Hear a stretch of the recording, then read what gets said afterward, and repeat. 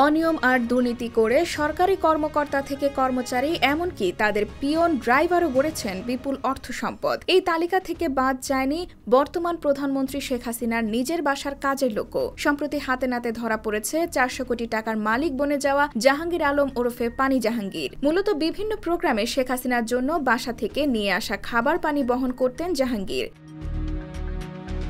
ব্যক্তিগত কর্মচারী হিসেবে কাজ করলেও প্রধানমন্ত্রীর ব্যক্তিগত সহকারী পরিচয় দিয়ে নানা তদবির করে কোটি কোটি টাকা কামিয়েছেন তিনি। নিজ এলাকা নোয়াখালী ও রাজধানী ঢাকায় বিপুল সম্পদ গড়ে তুলেছেন। সঙ্গে নিয়ে ঘুরতেন লাইসেন্সকৃত পিস্তল। সংশ্লিষ্ট সূত্র জানায়, বর্তমানে জাহাঙ্গীর আলমের সঙ্গে প্রধানমন্ত্রী ও প্রধানমন্ত্রীর কার্যালয়ের কোনো সম্পর্ক নেই। গেল বছরের 6 ডিসেম্বর এই নিয়ে প্রধানমন্ত্রীর কার্যালয় থেকে একটি প্রজ্ঞাপনও জারি করা হয়।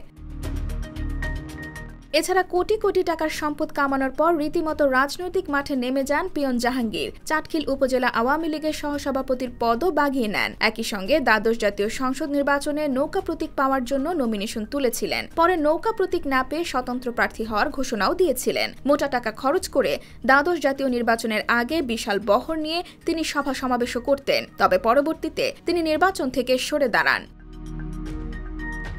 সংশ্লিষ্ট সূত্র জানায়, ধানমন্ডিতে স্ত্রীর নামে 2500 বর্গফুটের একটি ফ্ল্যাট কিনেছেন তিনি। এছাড়াও রাজধানীর মোহাম্মদপুর ও নিউ মার্কেটে 2টি দোকান রয়েছে তার। এমনকি ঢাকার মিরপুরে রয়েছে একটি 7তলা ভবন ও 2টি ফ্ল্যাট। এছাড়া নোয়াখালীর মাইজদী শহরের হরিনারায়ণপুরে তার 8তলা একটি বাড়ি রয়েছে।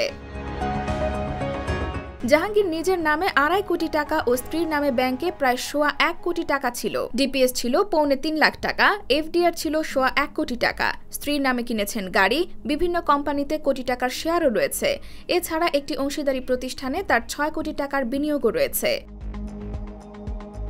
IBTV USA, new York.